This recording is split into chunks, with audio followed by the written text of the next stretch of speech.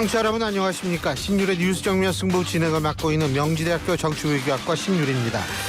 여러분 21대 조기 대선까지 이제 며칠 남았는지 혹시 아십니까? 이거는 저 커피 쿠폰 드리는 퀴즈가 아닙니다. 그냥 제가 여쭤본 건데요. 자, 이제 대선까지 47일 남았다고 합니다. 대권 주자들 움직임 그래서 분주한데요.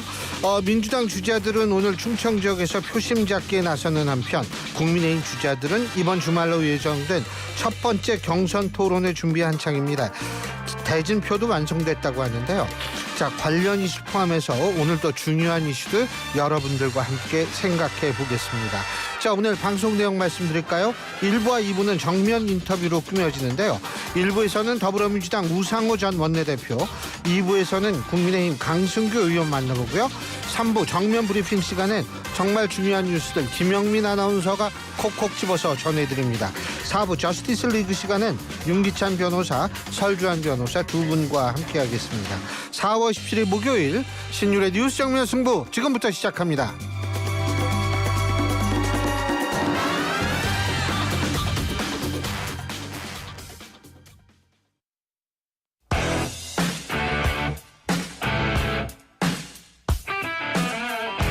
신율의 뉴스 정면 승부 1부 정면 인터뷰로 시작할 텐데요. 자, 오늘 1부에서 만나볼 분 더불어민주당 우상호 전 원내대표입니다.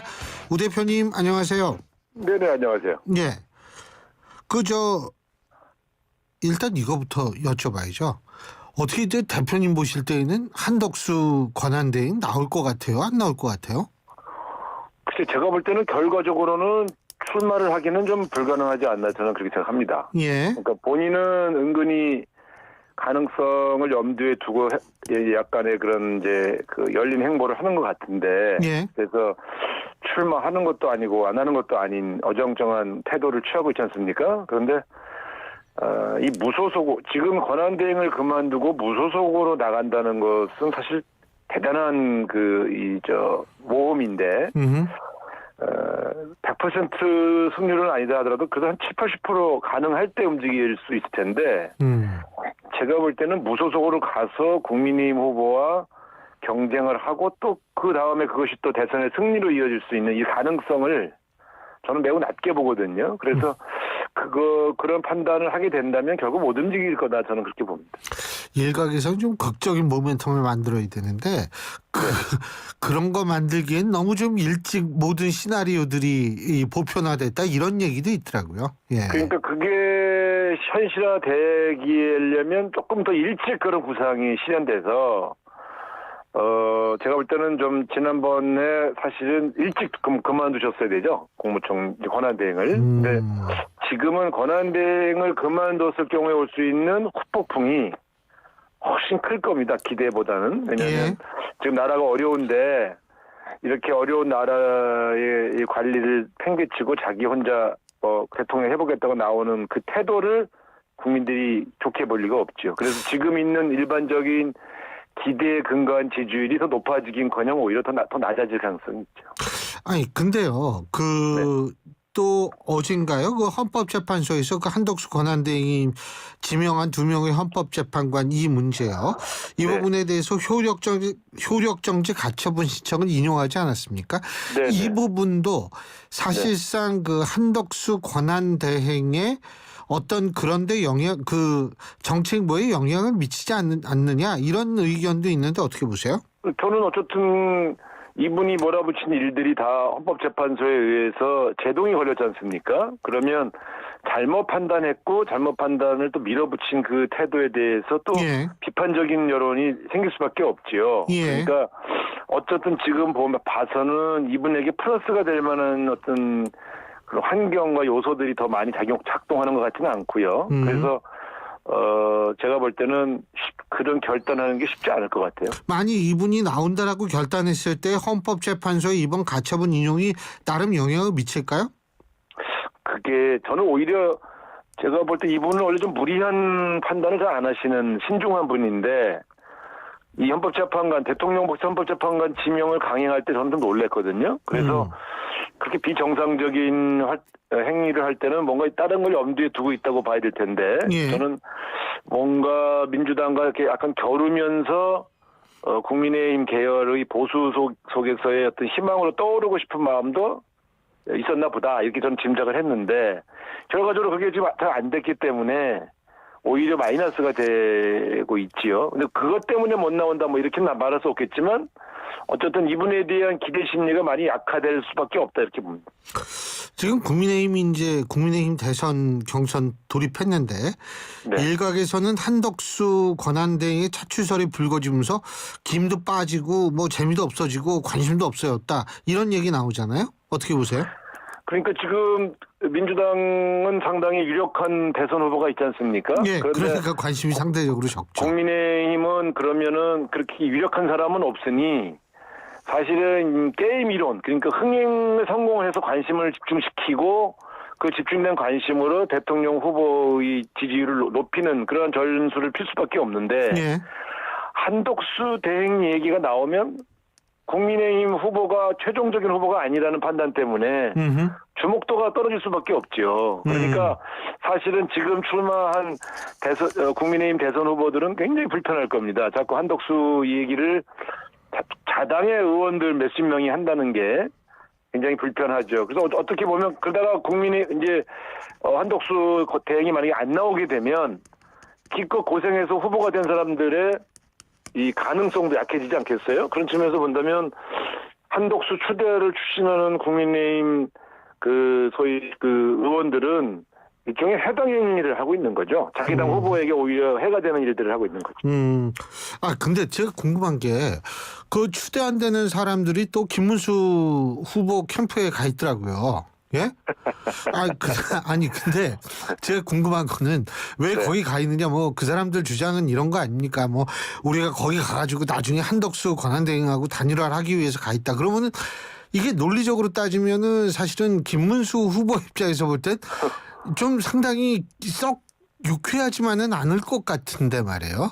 예? 아니 그거는 그렇게 말을 한다고 그러면은 그분들은 정말 나쁜 짓을 하는 거 아닙니까? 그 캠프에 간다는 거는 그분을 도우러 가야지. 나중에 그분을 양보시키려고 캠프에 간다는 거예요. 그 캠프에 뭐 양보를 꼭 시키지는 않을 수도 있죠. 어쨌든 단일화에 응하게 하는 거죠. 예. 네, 그렇죠. 그렇긴 한데 한덕수 후보를 추대하던 사람들은 한덕수 후보가 이재명 후보가 민주당의 후보가 될 경우에 이길 수 있다는 판단에서 나와보라고 추대를 했을 테니까. 그러면 그분들이 김문수 후보 캠프에 가 있다면 김문수 후보가 잘 돼서 이길 수 있다면 뭐 때문에 한덕수 후보를 추대하겠어요. 그러니까 제가 볼 때는 그런 건 정직하지 못한 태도 아니겠습니까? 그리고 제가 만약에 김문수 후보면 그런 분들이 좀 나가줬으면 좋겠다고 생각할 거예요. 또 한 가지는 52명인가 54명이나 뭐 연판장인가 어디 뭐 그런데 서명했다 그러는데 아니 정작 그런 목적으로 이렇게 캠프에 들어간다면 54명 중에 반은 가야 되는 거 아닌가 이런 얘기도 나오더라고요. 어떻게 보십니까?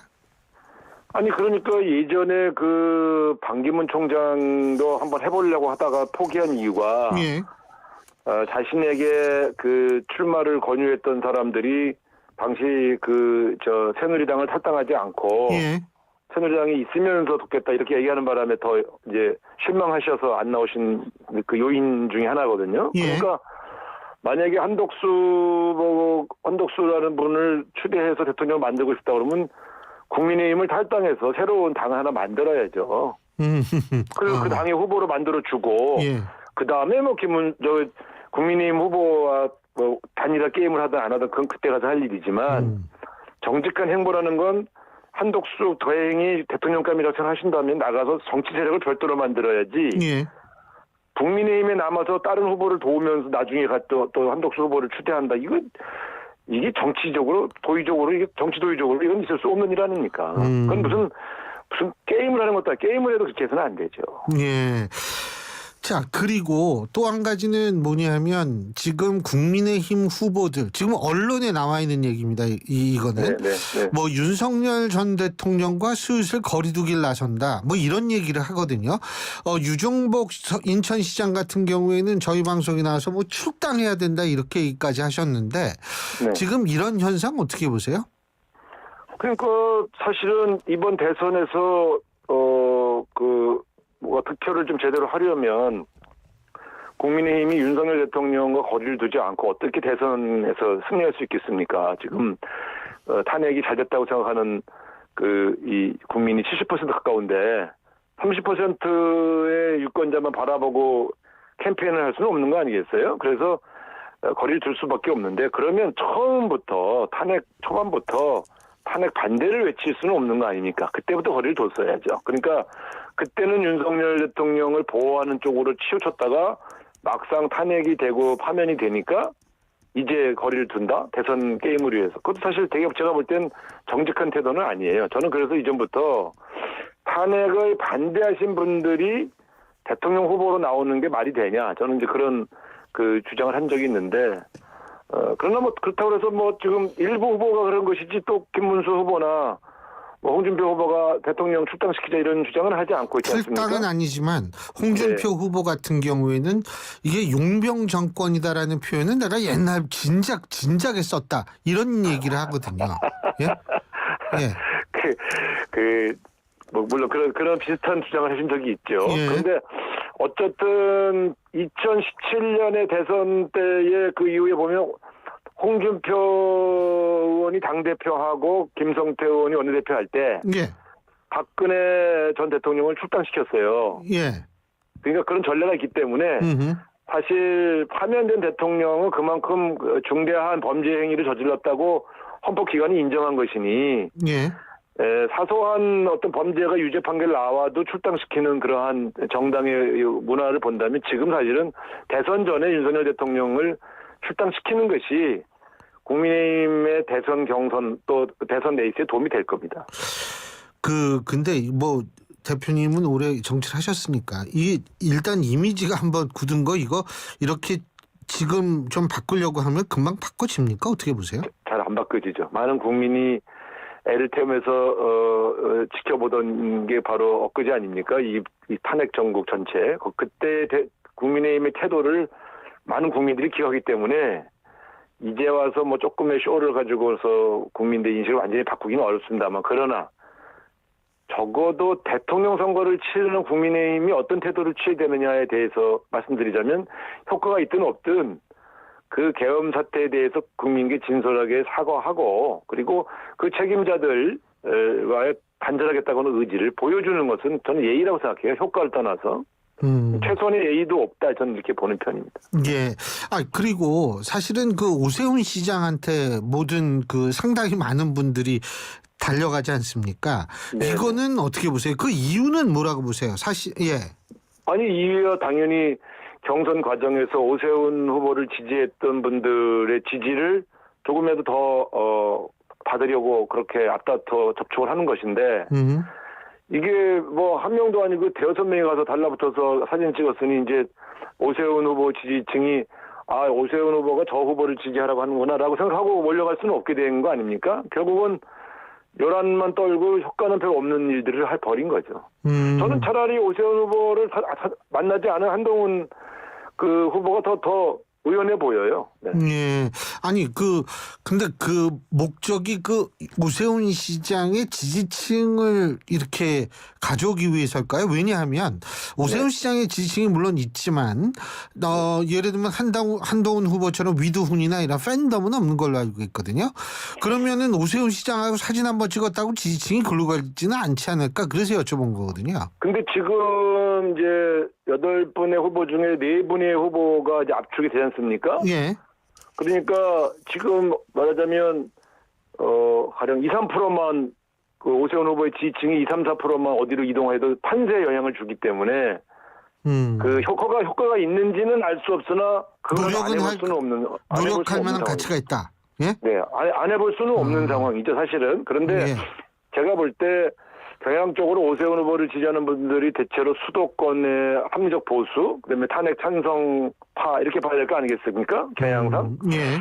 그러면 탄핵을 반대하신 분들이 오세훈 후보 사진을 찍었다고 해서 도움이 될 것 같지는 않고요. 그러니까 제가 볼 땐 김문수, 홍준표, 나경원 이 세 분한테는 별 효과가 없을 것 같은데. 예.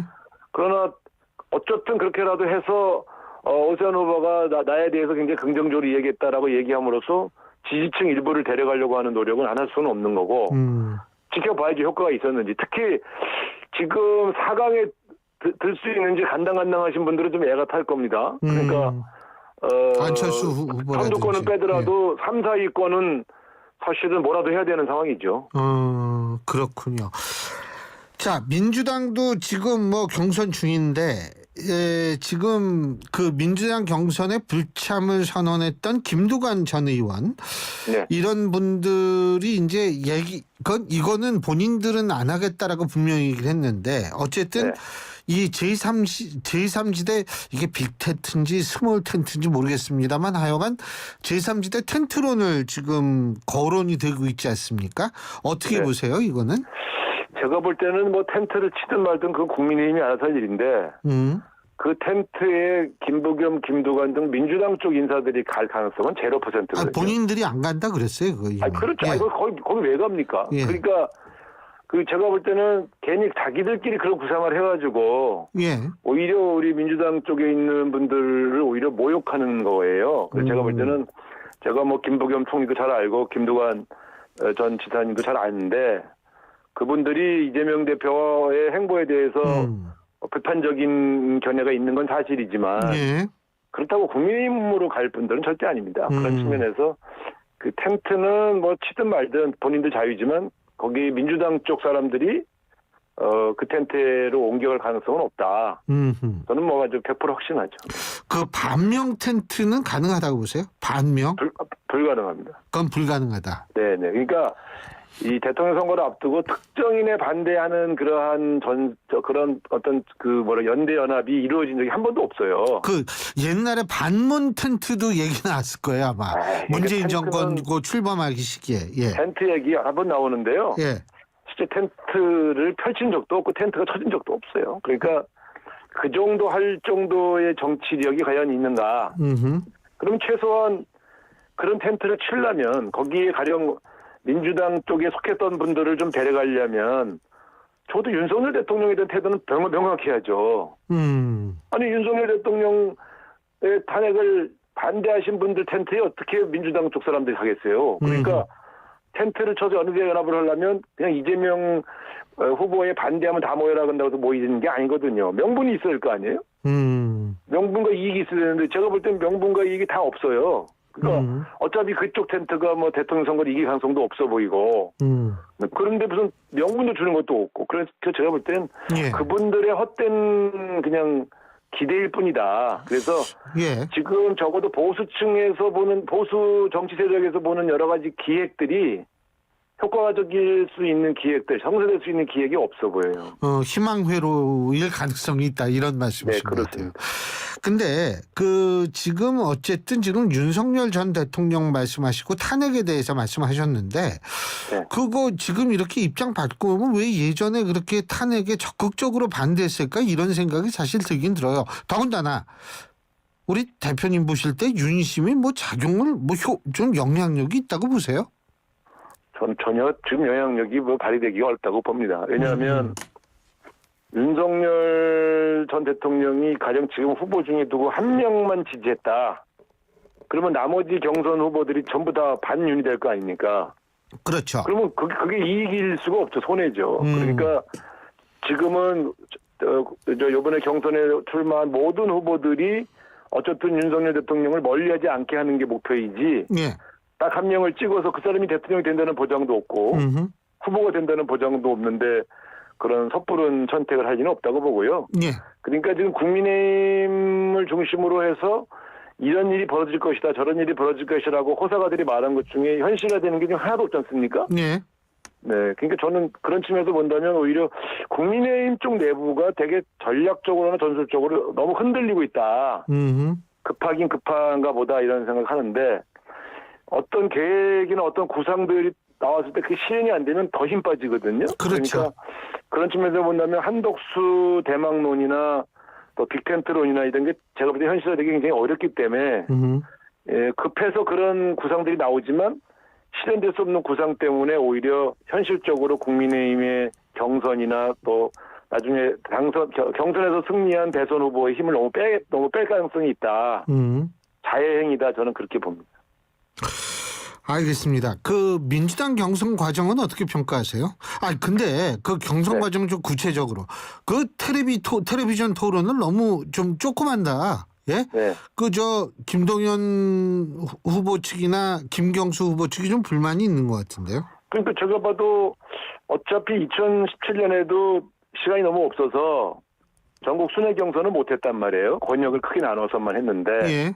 제가 볼 때 그러면 권역별로 토론회 한 번씩은 다 해야죠. 그러니까 그런 측면에서 본다면 TV 토론 횟수를 이렇게 줄여야 할 이유는 별로 없어 보여요. 그러니까 어차피 뭐 그런 것 때문에 변수가 생겨서 대통령 후보가 바뀔 가능성도 커 보이지는 않던데 예. 좀 노출 빈도수를 높여서 너무 흥행에 신경을 안 쓰는 것 같은 모습도 별로 좋아 보이지는 않습니다. 그래서 저는 어쨌든 뭐 옛날처럼 막 10번 이렇게 하기는 어렵겠지만 예. 그래도 조금 횟수를 지금보다 늘릴 필요는 있다고 봅니다. 그런 거는 좀 군소 후보 얘기 좀 들어줄 필요가 있죠. 그렇군요. 그런데 이번에 그 이재명 전 대표께서 네. 이 유튜브에 출연해가지고 저 유시민 작가하고 뭐 이렇게 대담하고 이런 과정에서 난 정치보복에 대해서 나왔을 때 난 살면서 그런 적이 없다 이런 얘기를 해가지고 그런 거를 주목하는 경우가 많은 것 같은데 어떤 의견이십니까? 그러니까 어쨌든 집권하게 되면 정치보복하지 않겠다. 예. 그 하는 일종의 공약 같은 거니까 그건 나중에 대통령이 만약에 되고 나서 뭐 지켜보시면 될 문제죠. 근데 제가 봐도 대통령이 되기 위한 과정에서 여러 가지 경쟁도 있고 뭐 이런 여러 가지 이런 게 있겠습니다만은 대통령 되고 나서 뭐 굳이 정치보복을 해야 할 이유가 있을까요? 되고 나서는. 예. 네, 제가 볼 때는 되고 난 다음에 보복할 이유가 없죠. 잘 됐는데. 네. 알겠습니다. 그 대표님 보실 때 이번 대선의 시대 정신 가장 중요한 핵심 키워드 2개만 꼽으신다면 어떤 거 꼽으시겠어요? 아무래도 지금 저희 이 대한민국이 처한 여러 가지 현실에서 시대 정신을 읽어야 될 테니까요. 예. 저는 아무래도 계엄령 때문에 이 후퇴한 민주주의 회복, 그래서 내란 종식 이렇게 표현되고 있는데 어쨌든 이 민주주의 회복과 그다음에 경제가 너무 어렵고 트럼프 대통령 때문에 오는 위기의식이 너무 크니까 이 경제 회복 그다음에 민주주의 회복 이것이 굉장히 중요한 화두인 것 같고요. 네. 차기 대통령 당선되실 분은 바로 이 두 가지 주제에 좀 집중해서 민주주의와 민생, 외교와 안보, 행보 이런 좀 불안정한 대한민국을 정상화하는 이게 실정신이라고 봅니다. 근데 지금 내란 종식 민주주의 회복 말씀하셨는데 일각에서는 내란 종식 하다가 보면 문재인 정권 5년 내내 했던 적폐청산 시즌 2가 되는 거 아니냐 이런 얘기를 하던데 그건 어떻게 생각하세요? 저도 동의합니다. 그래서 정치보복하지 않겠다 이렇게 얘기했기 때문에 예. 저는 이번 계엄령에 아주 직접적으로 굉장히 적극적으로 관여한 사람들에 대해서는 엄벌을 하고 이 고위직들 말씀하시는 거죠? 그렇죠. 그 이외의 사람들까지 다 이렇게 공범으로 몰아서 5년 내내 그 일만 해서는 된다고 생각하죠. 예. 아니 문재인 정권 시절에 적폐청산이라는 이름하에 100명이 넘는 공무원들이 기소되고 이랬던 것 같더라고요. 100명까지는 아마 아니었을 텐데 문제는 그 기간이 좀 길었어요. 굉장히 조사하고 피곤하죠. 그러니까. 그러니까 그 공무원들이 거기 조사 대상이 되신 분들은 일이 손에 안 잡혀서 일을 하기 어려웠고 그래서 잘못에 대해서는 책임을 반드시 물어야 되지만 어쩔 수 없이 시켜서 했거나 행정적으로 그 당시 그 역할을 맡을 수밖에 없었던 사람까지 적폐청산 대상으로 삼았는지에 대해서 한번 반성할 필요가 있어요. 그런데 내란 종식이라는 것도 너무 추상적이잖아요. 그러니까 정치 보복은 안 한다고 하면서 내란 종식이라고 해서 보복하면 저는 또 거짓말했다고 할 거 아니겠습니까? 그래서 모두에게 책임을 묻지 않겠다. 이건 또 아닌 것 같아요. 계엄령 선포해서 야당 인사를 체포해가지고 막 이렇게 의회를 해산하려고 했던 사람들은 어쨌든 책임을 물어야 되는 거 아니겠어요? 그러니까 지금 저는 그분들 상당수가 지금 사법부의 단죄를 받고 있다고 보고 있고요.